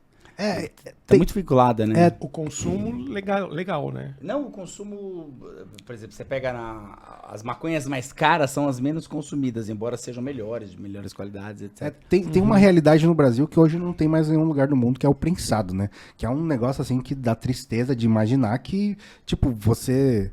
É como se você pegasse, sabe aquele alface de fim de feira marrom? É isso que a gente tá usando, sabe? Aquele que tá na sarjeta. É como se você pegasse aquilo, enrolasse, é isso, sabe? Que é uma planta que tá em decomposição, é basicamente isso. E, por exemplo, aqui no Brasil, é muito comum quem consegue ter acesso a uma coisa melhor, e acesso eu digo de conseguir um contato, conseguir ter dinheiro, conseguir se organizar para fumar uma coisa melhor. Tipo, a pessoa que fuma 100 gramas de prensado no mês passa a fumar, sei lá, 10 gramas, 15 gramas de flor no mês. Tipo, é uma diferença absurda. Porque aquele negócio tá em decomposição, é muito ruim, não vai bater, não vai chapar, e a pessoa não vai ter o efeito que ela quer, né? Mas no Uruguai, a saída para eles da maconha barata foi a maconha da farmácia, né? Que é produzida e vendida pelo Estado lá. E com um limite, né? Todos eles têm limite de... Você pode portar tantos gramas. Não tem, sim. Você acha que isso também caberia no Brasil? Tem que ter, Tem que ter, né? Porque senão vira tráfico, né? Vamos dizer. Tem que ter, de alguma forma, não sei, tem que ter. E uma coisa que é muito diferente do Brasil, é que eu acho que precisa ter, de alguma forma, reparação histórica também, né? Porque... No próprio documentário que você citou, Baseados em Fatos Raciais, tem um momento lá em que eles vão numa feira de maconha, as novidades do mercado, só gente branca. Que nunca esteve nesse mercado, que não faz ideia de nada, e tá lá porque dá dinheiro, né? E, cara, essas biqueiras que estão na favela, isso vai ter que virar alguma coisa. Tipo, não dá pra chegar e falar, então, você aí, tchau, fecha a biqueira. Isso é bem polêmico, né? Porque ele vai, se ele não tiver opção, ele vai pra outra atividade criminosa, sabe? Você vai ter que fazer alguma coisa. Vai ter que fazer alguma coisa com o maluquinho lá que tava com uma paranga e ficou 10 anos na cadeia. Você vai ter que fazer alguma coisa com isso, sabe? Tipo, Mas eu acho quase impossível, não sei se eu tô viajando, me corrija se eu tiver. Eu acho quase impossível isso ser feito no Brasil. A gente não recompensou os escravos quando eles... mas teve a Lei Áurea. uma hora a gente vai ter que mudar, né, cara? Tipo, não adianta falar assim, a gente não consegue, então desencana. Não. Tipo, eu acho que realmente é uma oportunidade gigante pro Brasil. Mas não fica muito utópico quando você fala. Acho que faz todo sentido, mas você pegar uma biqueira onde você vai lá, tá? Tem um figura lá com a HK, que você vai pegar. AK, desculpa, AK-47. Aí. Que essa pessoa vá passar a trabalhar, que o governo vai entrar, o Estado que não entra em lugar nenhum, né, e que não toma conta, né, direito do seu povo, vai passar a fazer um esquema de trabalho conjunto, pagar para... Não sei, isso para mim ficou confuso isso. Tem uma coisa bem prática, assim, né? Que é... Hoje, o maior vendedor de maconha nos Estados Unidos é um cara que trabalhou ilegalmente durante a vida inteira, que chama Cookies, e a marca dele é, tipo, super idolatrada hoje, não sei o que lá, e é um porto-riquenho que foi para os Estados Unidos, fazia tráfico de drogas e... Matava e tudo mais. Aí é a grande questão, né? Não faço a menor ideia. Até onde ele Você foi. não sabe, puxa a ficha Mas policial qual que é o dele, recado, né, que o Estado passaria, né? Então, mas a grande coisa aqui que quando começou a legalização na Califórnia, as licenças eram muito caras. E aí a grande coisa eu tô com essa galera toda aqui, ó, de gangue, de não sei o que lá, tudo fudido. Eu preciso fazer alguma coisa com isso. E Foi feito? Então, teve alguns, não teve todo mundo. Os primeiros estados a legalizar foi o mais o foda-se possível. A Califórnia teve pouquíssimo questões de reparação. Esse cara entrou. Que a licença dele foi, tipo... quando teve as licenças, basicamente só milionário conseguiu comprar. Sim. E... Aí tem uma questão, né, que, tipo, esse cara era milionário porque ele era traficante, não se sabe, tá ligado? Não se sabe. Mas ele pegou toda aquela galera que trabalhou ilegalmente com ele por um tempão, que já tava tocando a planta, que já conhecia, que não sei o que lá, e falou, vai, trabalha legalmente agora, tá ligado? E, tipo, qual a diferença entre a Bayer e o PCC é que a Bayer tem CNPJ. E não mata ninguém, quer dizer, não sei se não mata ninguém. Mas a diferença é essa, porque os dois vendem substâncias, sabe? Não muda muita coisa. E aí, quando eu falo de ter reparação, é pegar essa molecada realmente e dar uma oportunidade. Tipo, porque senão vai acontecer o que aconteceu nos Estados Unidos. Vai ter só a gente branca, que tem milionária, que vai conseguir comprar licença, que vai conseguir fazer... Quando saiu o PL 399, que era pra ter o cultivo nacional de maconha, eles colocaram requisitos que você basicamente já tem a plantação dentro de um caixa forte, sabe? E quem vai conseguir fazer isso? Sabe? Sim. Sei, dificultando demais, né? Colocando muitos critérios impossíveis. Exatamente. Então toda essa galera que se fudeu na guerra às drogas a vida inteira vai ficar de fora? A gente não tem como... Eu fico imaginando também assim... é uma questão até filosófica, né? Que você pensa assim, qual que é o conflito entre a autodeterminação do indivíduo, né? O quanto o indivíduo pode determinar o que é o certo para ele, e o quanto ele está imerso numa sociedade que tem suas regras e leis, e o quanto ele pode simplesmente decidir não seguir essas regras e leis. Decidir por N razões. Falta de oportunidades ou com oportunidades. Mas as regras existem. Porque senão a gente abre uns precedentes muito malucos, assim, né? Do tipo, não, tá, eu sempre a vida inteira trafiquei, fui fora da lei, etc e tal, e agora, nesse ponto da vida... mudam as regras e eu vou ter até ser recompensado por ter ficado fora da lei a vida inteira. Então, para que a lei? Isso é uma pergunta bem filosófica, tá? Mas eu não estou fechando a discussão. Na verdade, eu estou abrindo. Eu vou entrar um pouco nisso e indo um pouco para o lado do Will. Porque a lei, se a gente for atualizar a lei, ela se mostra uma lei ruim. Por exemplo, a escravidão já foi lei. Exatamente. Né? Então, a gente percebe que realmente, se a gente... tirar a venda da maconha daquele cara lá, ele vai continuar no crime, a menos que a gente, de alguma forma, traga algo para ele. Então, é que tem a questão da lei no seu tempo, né? É claro que as leis evoluem, mas as leis evoluem. Se você se arvorar do direito de, apesar da lei existir, eu vou desrespeitar, não é meio caótico isso? Não, isso aconteceu até agora, mas agora nós estamos discutindo justamente uma mudança na lei, né? Uma Isso. atualização da lei. Exato. A lei muda, então o comportamento muda. Sim. Mas se eu mudar o comportamento antes da lei, no que vai dar a sociedade? Não, só uma coisa que... Onde que eu caio? Teria a lei e aí seria recompensado, né? Depois que se estabelecesse a... É basicamente, esse moleque tá no Rio de Janeiro com uma cara na mão por algum motivo, tá ligado? E esse motivo vai ter que ser abordado, é basicamente isso, cara. E a gente não pode só ignorar e trocar falar, biqueira por uma vendinha. Alguma coisa coisa vai ter que acontecer. E tipo assim, quando eu digo que a legalização tópico, é uma oportunidade, é exatamente isso. Como você falou, o Estado não tá lá. É uma oportunidade do Estado tá lá, tá Sim. ligado? Mas existe uma barreira que a gente como pessoa, cidadão de bem, olha pra lei e fala, eu não desobedeci, esse cara vai ser premiado? Mas se você for pensar nos Estados Unidos lá, o Oxycontin, né, a Purdue, tipo, alguém acha que a Purdue é o PCC? Porque aconteceu a mesma coisa. Eles fizeram exatamente a mesma coisa que o PCC faz. Matou gente, subornou gente, vendeu droga na rua. E a gente não tem essa visão de que a Purdue é o PCC, né? Uhum. Sim. Agora, uma coisa que também eu tenho umas restrições, muitas restrições à legalização, mas eu reconheço que a gente foi uma desgraça até agora no combate, vamos dizer assim, o combate às drogas, né? Não deu certo nada disso, o que nós fizemos até hoje, né? E... por que isso, chegando nessa questão, eu fiquei pensando até, por que as drogas, em geral, não maconha especificamente, foram proibidas no mundo ocidental em algum momento? Por que alguém teve essa sacada boa ou ruim? De onde veio? Eu fui ver alguma coisa a respeito, né? Parece que ali, no meados do século passado, no início do século passado, o ópio na Inglaterra estava sendo um problema. Problema em quê? O consumo estava aumentando muito e dando problemas de acidentes, absenteísmo de trabalho, problemas de vida pessoal íntima, de violência, problemas familiares. A coisa começou a ir num crescendo, né? E daí eles começaram a discutir isso em sociedade e chegaram à conclusão, não, é melhor frear essa história do ópio. Fizeram uma coisa chamada Lei do Ópio, que botou freio nisso.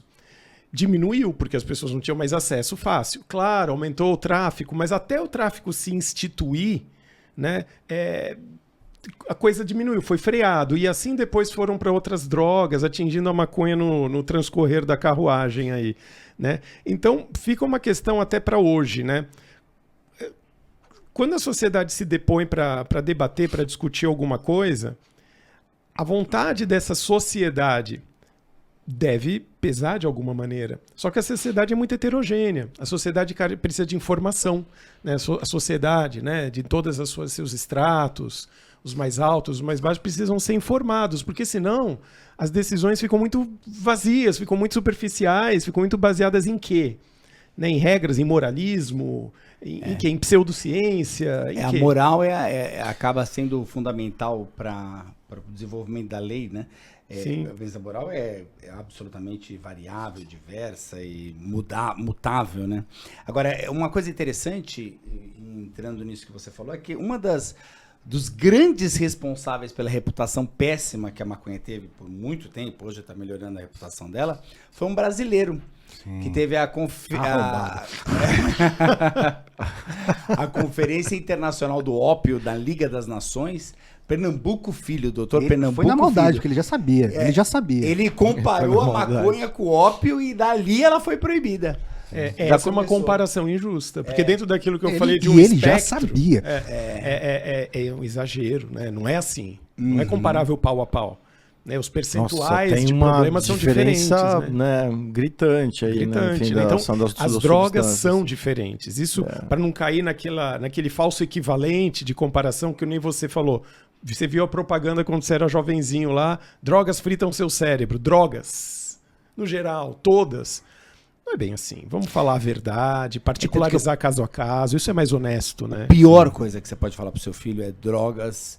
Não use porque você vai... Porque é ruim. É ruim. Ele usa... Na morrer. primeira usada, Ele fala, é mentira. O tio falou assim, nossa, pai, você tá totalmente errado. Você tá né? equivocado. Você tá equivocado. Pode crer. Exatamente. Mas a questão da proibição, né? O que fazer? Porque realmente, se você não proibir, vai todo mundo usar? Não sei, tá ligado? Mas o que eu acredito de verdade é que o único jeito de lidar com as drogas é com a educação. Não tem outro jeito. Esse é o melhor jeito. Concordo totalmente. Tipo assim, porque todas as experiências de proibição deram ruim, cara.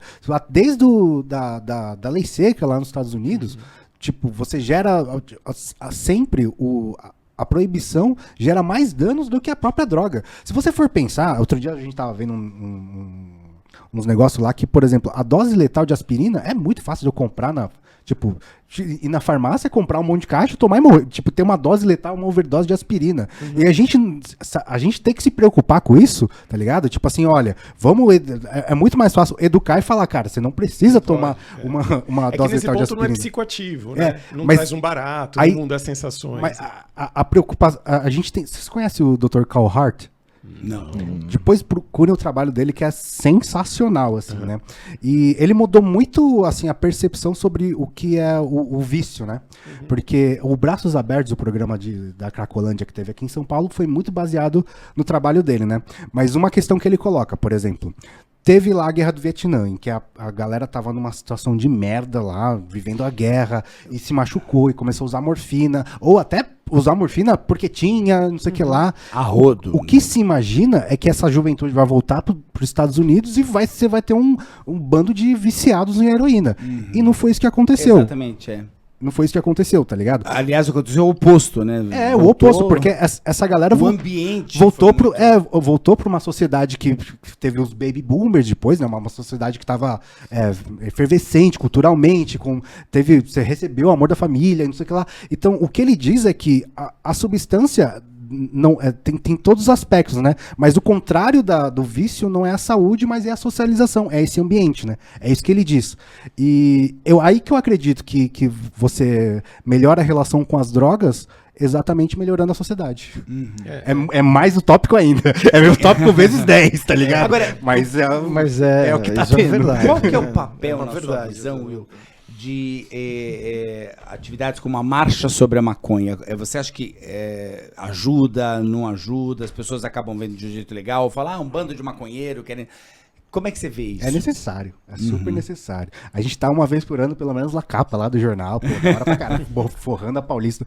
Porque, tipo, eu acho que todos esses problemas que o estigma da maconha causa só vai mudar quando a percepção popular mudar. E hoje a gente já consegue ver, né? Desde a história da existência da marcha da maconha, a gente já vê a questão sendo abordada diferente na sociedade, né? Tipo, hoje, por exemplo, se você for falar estritamente em uso medicinal da maconha, já é a maioria, sabe? A maioria já aceita de boa. E é muito louco que, como essa questão, a gente fez uma brincadeira que era assim. Eu chegava na rua para as pessoas e falava assim, você é a favor da legalização? Daí a pessoa falava, não sou. E eu falava, e se for para regulamentar de alguma forma para tirar esse poder da mão do tráfico? Daí a pessoa, sim. Ou você fala assim, você conhece alguém que fuma maconha? Conheço. Você acha que essa pessoa deveria ser presa? Ninguém é a favor, sabe? Então, você colocar em xeque esses estigmas já muda a percepção completamente. Tirar do vendedor da cocaína, que é muito pior, o vendedor da maconha. Com certeza. Isso muda tudo. Muda tudo. Tanto que, tipo, na Holanda foi isso, né? Porque na Holanda, tipo, teve na década de 70, contra a cultura, vamos usar um monte de drogas, sei lá. E aí teve essa questão que, tipo assim, todas as drogas são iguais? Não, vamos ter calma nós. E a maconha entrou numa figuinhas ali, né? E aí, desde então, tipo, você tem esse lugar onde vende só maconha, e aí se você dificulta o acesso a todos os outros que estavam na moda na época. Né? Sim. É muito interessante, né? me parece que é quase inevitável a legalização. Com a certeza. Hoje não descriminalização. se fala de se A vai, mas pressão é quando muito vai. grande, né? Porque até a gente, na medicina, a gente vê, às vezes, algumas medicações que a indústria quer passar goela abaixo. Né? A gente discute muito algumas medicações específicas para alguns transtornos.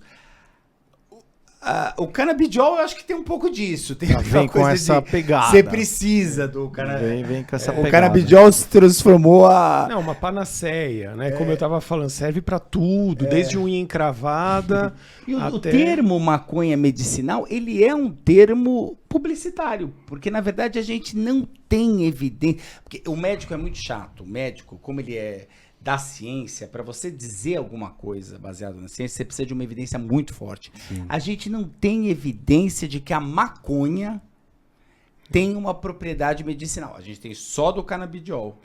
que é um componente da maconha. A maconha, ela tem por mais de 100 canabidioides, vamos dizer Canabinoides. assim. Canabinoides.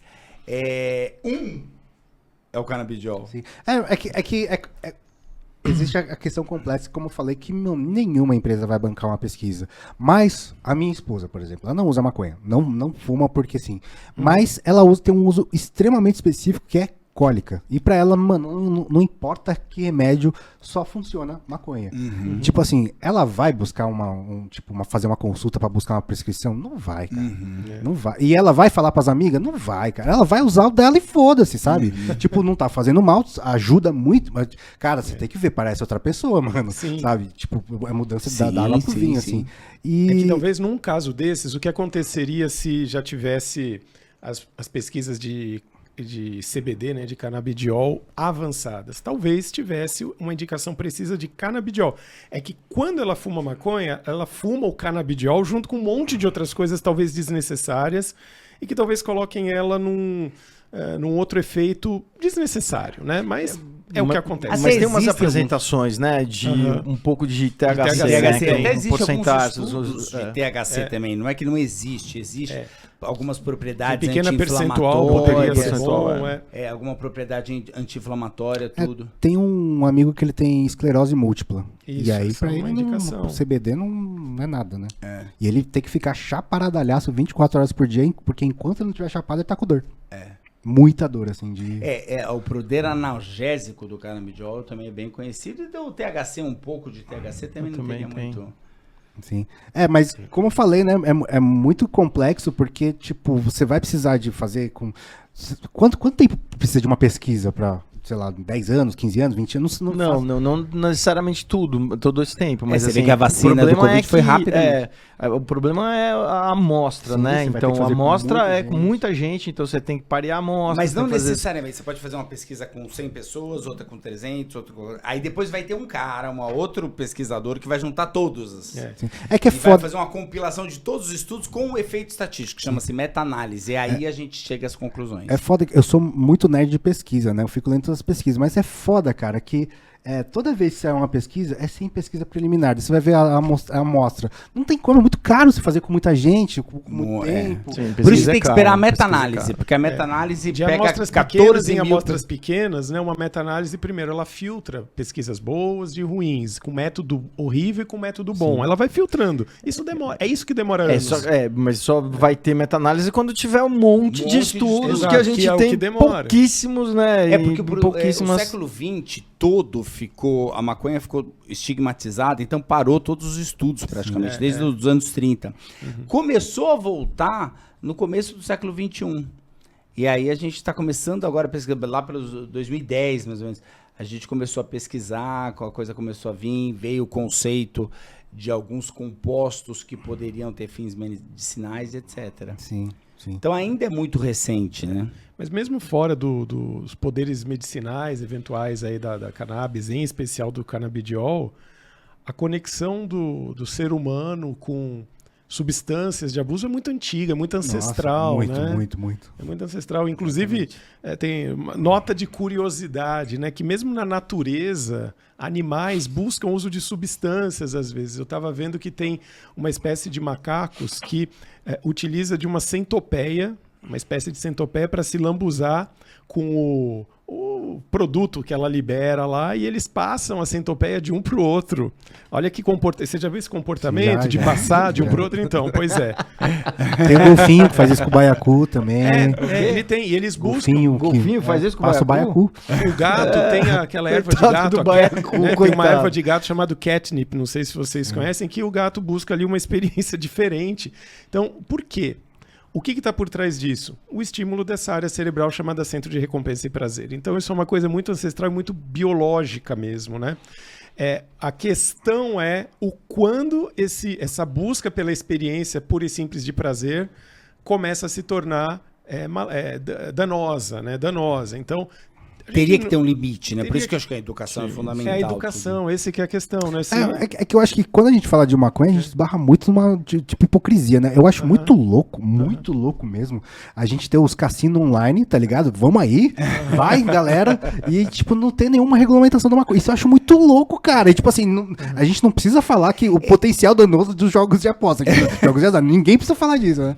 Agora é muito interessante, né? Se a gente tem os jogos de aposta legalizados, assim... Que não são legalizados. Não são Não, mas Tá no limbo aí, tá no limbo. O cigarro eletrônico todos os times, cabeça tá de muito pior, louco, cara. é o cigarro eletrônico, que ele não é Sim, legalizado. sim, E hoje sim. em dia todo mundo usa. Todo mundo não, porque nós não usamos. Então, por isso que eu digo que a gente esbarra numa hipocrisia muito grande, né? Maconha, nossa, grande vilã. E a gente tem que reconhecer todo esse potencial danoso. Mas ao mesmo tempo a gente tem que reconhecer que tudo que tá acontecendo aí pode ser muito pior pra vida de uma pessoa e tá aí rolando enquanto a proibição tá matando tanta gente. E Will, qual que é a sua expectativa para a atuação do Supremo?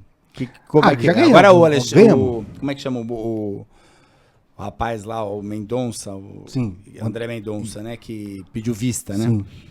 Mas ele deve entregar. Você acha que vai? Teoricamente acaba o pedido de vistas dele mês que vem. Uhum. E aí o Barroso coloca em pauta de novo. Não sei quando ele vai colocar, mas ele já votou a favor. A esperança é que volte. Mas você acha que o resto vai. Só precisa de mais um voto, né? Mais Que um aí voto vai. acho que tem. E o problema é eles estriparem aí a decisão, não sei o que vão fazer, né? Porque eles podem fazer o que quiser, né? Depois com a relatoria. E com certeza vai ter que passar pela Câmara também, né? De alguma forma. É porque se a gente tem se o Supremo descriminaliza o porte, praticamente você já pode fumar na rua. Então, a experiência que a gente tem, assim, parecida com isso é na Argentina e na Espanha. Na Espanha, por exemplo, não tem nenhuma lei que fala assim, você pode fumar maconha. Tem uma lei que diz que pra dentro da sua casa, você faz o que você quiser, desde que você não esteja, tipo, ferindo a liberdade de ninguém. É basicamente isso. Tanto é que lá não tem loja, tem os clubes de maconha, que é como se, a gente gosta de fumar, vamos juntar, vamos fazer uma vaquinha, vamos fazer um cultivo na casa de alguém, e aí, casa de alguém, então, pra dentro da sua casa, você que manda, sabe? É que o Supremo não tá opinando sobre isso, né? Sobre a plantação. Ele tá falando só sobre o porte. Não, ou não? Sim, só sobre o porte. Se tiver porte, quer dizer que o cultivo também. Ah, se tiver porte, o cultivo tá ligado. Porque a planta é a mesma, né? Então, se eu tenho ela no pezinho, ou se eu tenho ela no... Entendi. Mas negócio aí eles não deliberam sobre quantidade, Não, né? mas então, aí isso que- é a teve um quantidade. Isso que entra isso que vai ter que ir pra Câmara, quase que Teve um necessariamente. ministro que... Então, não necessariamente, porque o Supremo, ele falando isso, já vira praticamente lei, porque todos os julgamentos vão depender do que o Supremo decidiu. Então, a partir do momento que ele falou descriminalizado, todo mundo que for Então, essa é uma dúvida que eu tenho. Chegou no Supremo depois da discussão no Congresso? Porque eu não lembro Não, dessa então, discussão no Congresso. Não é isso. O que acontece? O Supremo, ele tá tomando a decisão... Alguém virou pro Supremo e falou, escuta, eu portei maconha e fui preso. Isso tá certo? O Supremo vai sentar e vai dizer assim, isso tá certo ou isso tá errado. Pelo jeito ele vai dizer, não, você não é criminoso. Se ele disse que você não é criminoso, não tem uma lei. Mas a partir de agora, Gera-se todo uma jurisprudência judiciário brasileiro vai considerar aquilo legal. Então, por isso que se diz muito hoje que o Supremo legisla. Porque ele toma decisões que o Congresso não tomou, que nem o casamento gay. O Congresso até hoje não legislou do casamento gay, mas no Brasil é permitido por uma decisão do Supremo. É que a grande questão é essa lei de drogas do Brasil, ela está indo contra a Constituição? Está indo ferindo as minhas liberdades individuais? É isso que o Supremo está decidindo, né? E também tinha uma questão que, apesar de ser, né, contrário ao porte, o porte ser criminalizado, não havia a quantidade prevista, né? Então essa é a grande discussão, né? Se eu não estou errado. O que eles chegaram à conclusão é que o Alexandre de Moraes, que fez o texto baseado nisso, é que se a gente vai descriminalizar se a gente aceitar que essa lei de drogas está indo contra a Constituição, a gente tem que colocar aí regras, né? Para falar onde que chega. Mas quem nível. pede as regras é esse novo ministro, como é que chama o novo que foi indicado agora? O Zanin. O Zanin que deu voto contrário à legalização, né? Ele é o único voto contrário até agora. Descriminalização. Descriminalização. E ele deu voto a favor de ter uma quantidade mínima que a pessoa pode portar, né? Para diferenciar de usuário traficante. Então ele abriu duas chaves. Sim, aí. Como eu falei, né? Tá votando. Essa lei vai contra as liberdades individuais? Ele falou, não vai, mas eu acho justo que coloquem aí quantidades máximas e mínimas para considerar o usuário traficante. Porque hoje, real oficial, é muito louco, né? Porque quem decide quem é usuário e quem é traficante é o cara que te dá o enquadro, mano. Pois Isso é muito doido, cara. A lei é falha nesse Completamente. ponto. E aí tem, você vê as bizarrices de um maluco lá em Santa Catarina que foi pego com 200 plantas, ele é usuário, e o Rafael Braga que foi pego 3 gramas e não foi. E aí que pega o racismo. O racismo, exatamente. O preto sofre porque dá horrores. margem esse tipo de Porque coisa. fica no Como a lei é juiz, né? frouxa, né? Exatamente. Fica na mão do... Não, foi exatamente o efeito oposto, né? Porque essa lei ela foi feita para conseguir aliviar para quem era usuário e para quem estava cometendo o crime pior, que seria o tráfico, né? Sei. Só que veio carregado de todos os preconceitos. Vamos aliviar o caralho. E aí todo o sistema judiciário, de segurança pública, pegou em cima forte, né? Aquele raiva do maconheiro estigmatizado, aí desceu a borrachada e vamos que vamos. Foi isso que aconteceu. Olha, a gente poderia ficar aqui horas falando sobre esse tema, mas infelizmente está chegando o nosso final. Eu quero saber antes sem saber, tá convencido, Roberto Canton? Tô convencido que eu continuo sem saber a minha opinião. Ainda continuo sem saber a minha opinião. Mas eu juro, o meu lado psiquiatra fala muito, né, forte. A minha vivência em ter tratado, em estar tratando pessoas, né, com transtornos mentais graves relacionados ao uso de substâncias e maconha e afins, me fala ao contrário de decidir pela legalização. Mas é que eu acho que a experiência, se você lida com mas uma é que eu acho que é um amostra, indivíduo... né? Por exemplo, aqui a gente Pela tá vendo sociedade, dois mundos, né? O Will com o mundo das pessoas que talvez usam e estão de boa. Cotidianas, usando, né? Cotidianamente de boa, funcionando, trabalhando, estudando. a e gente curtindo. tem uma amostra viciada. E a nossa amostra é justamente quando dá ruim. Quando dá ruim, chega na gente. Né? Então, Como nesse psiquiatra. sentido, tá convencido? Então, eu estou convencido de que legalizar ou liberar ou descriminalizar carece de uma campanha de informação muito profunda da parte que pode dar ruim. O que pode dar ruim? As pessoas precisam saber para poderem fazer uma escolha mais acertada. Isso é bem utópico, mas no melhor mundo seria assim. As pessoas saberiam onde elas estão entrando, né? E toma muito cuidado, principalmente as pessoas jovens, né, abaixo de 20 anos de idade, para usar, não usem. Porque, sob qualquer perspectiva, o risco é muito alto para piorar a sua saúde mental. Então, não usem até que vocês tenham o sistema nervoso totalmente maturado. Aí vocês escolhem. Após os 25 Eu seria anos. a favor, desde que a gente tiver certeza que só pode usar a partir dos 23 anos. Mas quem é 25. que vai garantir isso? Eu também seria absolutamente a favor se pudesse usar somente após os 25. E Ou agora- a gente tivesse que a gente não tem, né, uma tecnologia para identificar quais pessoas, né, teriam risco submetida ao uso da maconha, se pudesse adoecer de tal ou qual problema, né, transtorno mental. Então, Mas eu vou falar uma coisa muito triste pra vocês, cara. Pode falar. Mó galera menor de 25 já tá fumando pra caralho a pior maconha do mundo. Tá ligado? Não vai mudar nada isso. Não vai mudar absolutamente nada. Pior E que você bem tá- menor, pior que né? E é O mesmo. pior é que e essa é a nossa realidade de consultório. essa é a né? realidade, é. Mas a gente às vezes fica a gente precisa de algumas respostas, né, pra se sentir mais Mas eu fico feliz que você, tipo, tenha ficado indeciso, porque a decisão vai fazer você refletir sobre, cara. Sim, Tá refletir mais. Não, você Não, realmente explanou, trouxe um monte de coisa pra incríveis. gente muito interessante de ser pensado. Da E hora, por né? isso a gente agora vai te dar o privilégio da última palavra. A última palavra? Nossa, fiquem de boa, cara. Eu acho que, como o Carl Hart falou, né? Fiquem de boa, porque de boa tá tudo certo. Concordo. É isso aí. Muito obrigado. Eu só quero lembrar vocês que para que esse projeto dê certo, a gente pede que você deixe seu like, adicione o canal, ative os sininhos de notificação, comente e compartilhe. E siga o Will no canal 2 em 1. Não, 2. 1-2, perdão. Quase, 1-2, no canal quase. 1-2. Tá bom? Um abração para vocês.